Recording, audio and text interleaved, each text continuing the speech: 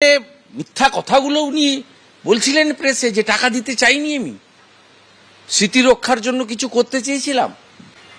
কি ভয়ঙ্কর কথাবার্তা বলছে। উৎসবে ফিরুন। কি ভাবছেন কি আপনি? হিয়ারিংটা যথেষ্ট মিনিংফুল হয়েছে, সবাই দেখেছে, কিন্তু মমতা ব্যানার্জি এবং তার সাঙ্গপাঙ্গরা, মানে ওনার চাটুকার ব্যুরোক্র্যাট, পুলিশ এবং সিভিল, আর ওনার দলের কিছু লোকজন যেহেতু জুনিয়র ডক্টরদের বলেছেন আগামীকাল 5টার মধ্যে কাজে ফিরতে হবে, নইলে রাজ্য সরকার ব্যবস্থা নেবে, তারপরে হঠাৎ করে ভাবখানা এমনই যেন বিরাট একটা জয় পেয়ে গেছেন। 3/4 মেজরিটি নিয়ে আবার জিতলেন, বা 42টা লোকসভায় জিতে গেলেন, বা 294টা বিধানসভাতে জিতলেন, রেকর্ড করলেন, এমন একটা ভাব উচ্ছ্বাস।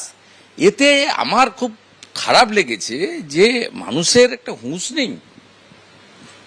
এই বাচ্চা মানে বোনের মতো, মানে একটা প্রতিভাবান তরুণী, তার মৃত্যুতে এত অসংবেদনশীল হতে পারে এই রাজ্যের মুখ্যমন্ত্রী, যিনি নিজেও একজন মহিলা, ভাবা যায় না।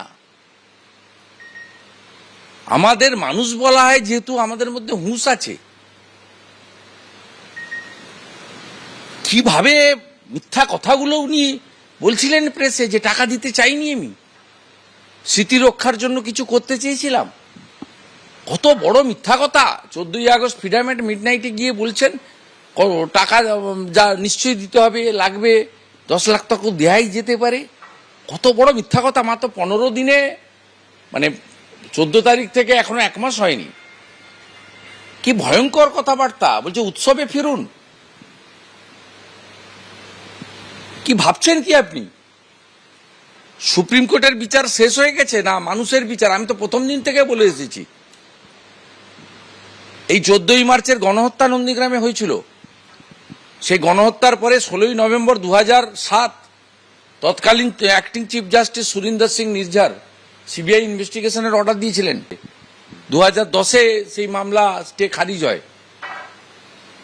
তার মানে কি কোনো আইন, আদালত, বিচার, কোনো নেতা, মন্ত্রী, এমপি, এমএলএ, প্রভাবশালী মনি বলুন, তিলোত্তমা বলুন, আমাদের ডাক্তার বোনের এই নৃশংস, বর্বরচিত, অমানবিক, হৃদয় বিদারক ঘটনাকে কলমের খোঁচায় বন্ধ করে দেবেন, তার সব ভুলিয়ে দিবেন? উৎসবে ফিরুন। আমি 18 তারিখে সুপ্রিম কোর্টের হিয়ারিং দেখব, কি বলতে চায় সুপ্রিম কোর্ট। তারপরে উৎসবে অংশগ্রহণ করবে না বাংলার মানুষ, না কেবলমাত্র হিন্দু শাস্ত্র মতে পূজার মধ্যে নিজেকে সীমাবদ্ধ রাখবে? সে 18 তারিখে দেখা যাবে।